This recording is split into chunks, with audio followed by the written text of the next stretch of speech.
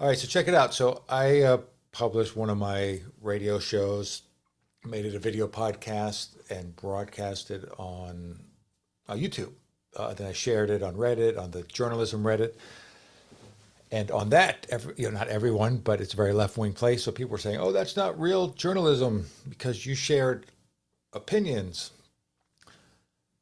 Uh, So first of all, putting aside that entire networks that are called news and quote unquote journalism, CNN, MSNBC, newspapers like the New York Times, the New York Washington Post, are all opinion.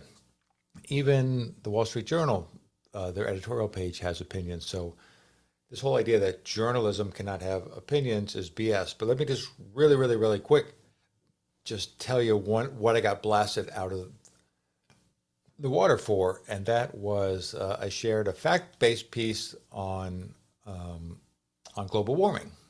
Basically in the title I called it a hoax, or I called global warming alarmism a hoax. Also, just for the hell of it, I had an opposing view there too. But just what are the points that I made in my article that means it could not be called journalism according to the journalism experts?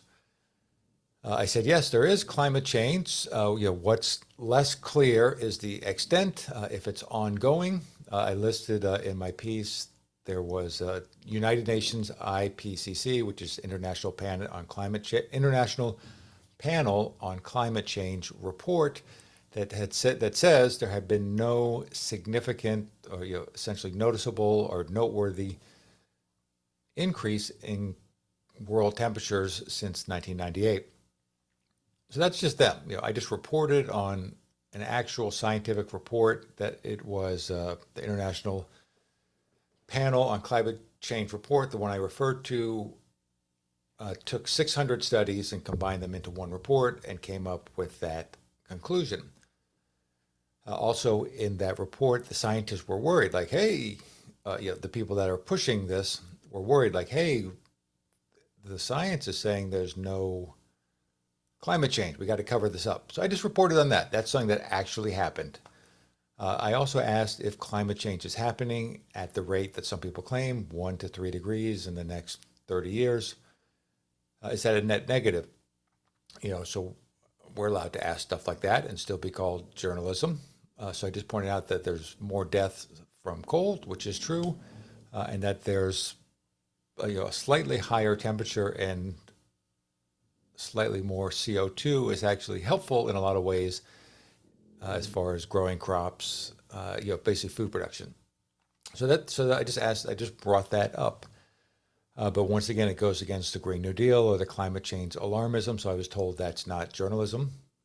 I pointed out that warm areas such as the Sahara Desert, the equator, a lot of hot places might be harmed, but that it would also be very beneficial to colder places. It'd be a boon to Canada. Certainly, northern Canada would be great for Greenland. It'd be great for Finland. For a lot of places, it'd be great for the whole top half of Russia. So once again, it might be annoying that there has to be a shift, but even if it's happening, and even if it's as bad as they say, is it still a net negative? I just asked that. I didn't even say I know. I also asked, we have limited funds for stuff like global warming and whatnot, or limited funds for environmental things. So is putting such a lion's share of funding and resources and attention on slightly higher CO2 just the best use? Is that the best use of what limited resources we have? Should we use it to clean up actual toxic chemicals in our water? Should we do things like build up our infrastructure? There's a million things we should do. So on that point, I also said, maybe a more gradual shift to technologies such as electric cars, something that I'm fine with, was better than rushing into it the way we are now before we even have a real infrastructure in place. Right now, as we know, in California, they're saying they're outlawing gas cars in a few years, but at the same time, they're also telling people don't plug in your car because we don't have the electricity to power it. So that's a problem. So I discussed all these things while admitting that I didn't have all the answers or even most of the answers, but that a discussion, said I, beyond the current zeitgeist should be encouraged. I also had, because it was my radio show, I had a well informed, very smart, opposing view person, guest, and this person believed that global warming, climate change, call it what you want, is an existential threat. And he believed in things like the Green New Deal were necessary and good, and I politely let him share as much and as long as he wanted. I even gave him the final word. So, in no way was an opinion different than mine silenced. It was just a discussion of the ideas. So, this is exactly what science should be. It is what journalism should be. Acting like, oh, it can't be journalism because I expressed an opinion or a thought. I just looked at the information. How could I not draw a theory? So anyway, that was just that's what I did a report on, and I was pilloried. So here is what I said to at least one person on the r/journalism subreddit on Reddit. Am I going to make you wait for it? Oh yeah. I was going to cut to it, but yeah, it's right here. So I will just read it, or touch on the main points. So I was asked, why do you feel this belongs? The thing I just talked about belongs in the journalism subreddit. And I said, well, and I talked about not just the global warming. I talked about some other political news stories. So that's what that'll be a reference to.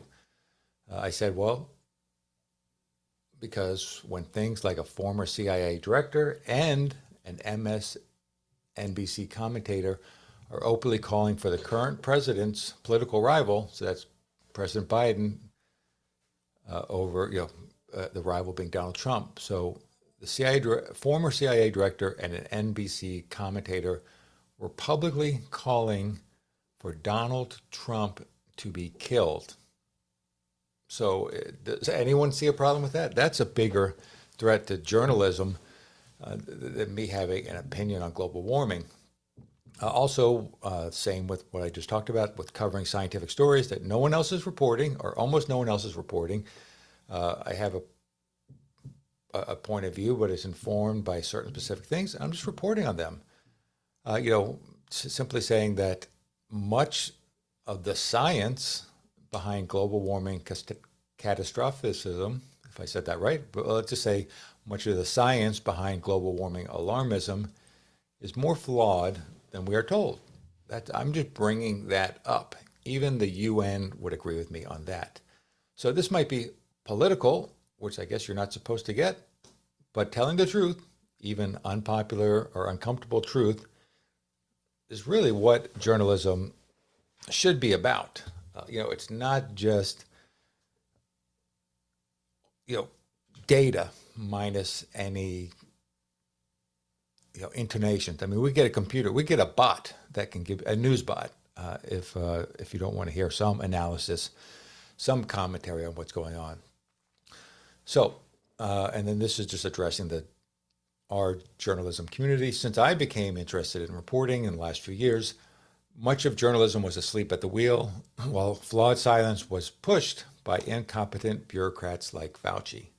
So in the last few years, journalism was just asleep at the wheel, while Fauci was out there every day saying science that we since have found out was wrong. And he might have even been well-intentioned, but he was wrong. And journalism should have at least contemplated the possibility that he was not wrong. Instead, they were just reporting absolute lies, things like Donald Trump said to inject bleach. Fact checked, he never did. So Fauci and his ever-changing edicts were used to impose mandates by politicians like Cuomo and Gavin Newsom. And nearly all legitimate criticism surrounding Fauci was labeled as conspiracy theories by most journalists. In hindsight, The conspiracy theorists, the skeptics were right. USA, in spite of our advanced medicine and in spite of being the first country with vaccines, wound up being the country with more deaths than any other nation on the planet. In death count, no one else even comes close. We're over 1 million. I think the next closest is Brazil at about 800,000. Countries that are triple our size, China, India, they don't even have a fraction. So once again, it could have been an honest mistake, but maybe it made sense to not just blindly and obediently follow whatever Fauci said. Journalism dropped the ball. I added, I just don't want to be I don't want to be a consensus journalist. I don't want to see what is everyone doing and just go along with that. I want to follow the truth wherever it leads, political or not. I'm old enough, I don't remember this, but I know in the 1960s, Walter Cronkite was a journalist.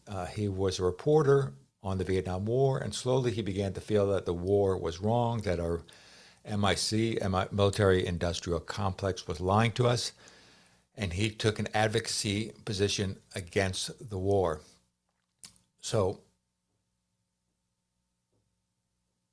on that, I don't know what you want to call it, that vein, I think there is a time just to report the news. If it's traffic on the 101, just report that. You don't need to go into a segue about how, in the traffic report, how, the current mayor isn't doing his job in regard to infrastructure. But there's a time, and I would say on all these issues, when you don't only report the news, but you got to take a stand as well. And if people disagree, that's their choice. But meanwhile, everyone that disagrees, they do have an opinion. They just don't like that my opinion isn't their opinion. Also, not for nothing, I don't stand for any political party. Anyone that knows me, that's followed my stuff, knows that I will go after, corrupt and self-enriching shills like Mitch McConnell, like Mitt Romney, like Paul Ryan. I was not a big fan. There's a lot of Republicans that I have a real problem with. Lindsey Graham, what the hell is up with that guy? He seems to have no moral compass. He just whatever's going to get him elected. And I'll go after Nancy Pelosi. She's corrupt as hell. She plays by different standards. Chuck Schumer. I could just go on and on. Certainly, Joe Biden is somebody I will go after. And not for nothing, I was not a fan of people like John McCain and all of the warmongering and stuff. So this has nothing to do with party. And also, speaking of journalists, I don't put myself on the same level, but as far as what I'm trying to do, I put myself, once again, not in the same category, but not at the same level as journalists like Glenn Greenwald and Matt Taibbi, just as much as I do with right-leaning commentators like historian Victor Davis Hanson or Kimberly Strassel. And there are times I disagree with all of these real journalists, but I think they are real journalists. They are really seeking the truth, and they all, at times, will express opinions. Does that mean it's not journalism? I say no, which is sort of the whole point. It's about following the stories. It's never been about being in the in-group. If I do have an allegiance, which I do, it's not left-right. Like I said, I lean right, but it's not left-right. It's not Republican, Democrat. It's establishment versus anti-establishment, and I'm clearly on the anti-establishment side. Not blind anti-establishmentarianism, but basically populist, pro-constitutional populism. So, like it or not, I'm transparent. I don't pretend to be fair and balanced in that sense. So, yeah, I guess I just want to say, like, there's a lot of talk on what is ethical, or what is ethical journalism, and then those same people, those gatekeepers, those institutions. I was at NYU Journalism School. They will say, that journalism can only be done a certain way, the way the establishment tells us it must be done. We cannot deviate from that. That's not something I hide behind. I couldn't even get my brain to think that way if I wanted it to. But that kind of thinking, and we're almost done here, folks. But that kind of thinking, that's what led reporters, supposedly great reporters like Judith Miller, to report that there were WMDs in Iraq, which led us or gave us an excuse to start an unnecessary war under George W. Bush in Iraq, and that was reported in the New York Times. And I see that same sort of lazy reporting going on even now with the raid on Trump's Mar-a-Lago estate. People are just reporting, an unnamed anonymous source close to the investigation told us that there's nuclear codes or something. There's no evidence of that. That's not journalism. That's just repeating either a rumor or more likely a corrupt Justice Department is feeding you something to report out. But there's just no evidence of it. Nobody's fact checking this stuff. It all falls apart. But by the time it does a month later, nobody remembers. It's just all about we must get Trump. So, I'm no expert. I am new to journalism. But if I can see this, why am I the only one? Why can't any of these more experienced people, why are all these more experienced reporters just blind? So that's why I believe my stupid little home video, my unique voice that some people are saying, but nobody's saying it quite the way I'm saying it. My unique voice belongs, in journalism. I have something constructive to contribute, and not for nothing. I'll listen. I listen to opposing voices. And and I allow opposing, if I'm doing a story, I will always seek out the opposing voice. If I'm doing a radio show, I will allow the opposing voice to be part of the conversation. I will invite guests. I always put out my contact number. If anyone wants to comment, they're welcome to comment. If somebody disagrees, they will get put to the front of the line on my radio show. So not to toot my own horn, or too much, but it's too late. I'm going to, if more journalists were like me, open about their opinions, committed to the truth, and willing to treat other points of view fairly, journalism would be, in a better place than it is now. So in that sense, I am better. I am better than CNN. Low bar, I know. But that's why me sharing my opinion in truth-based reporting is journalism.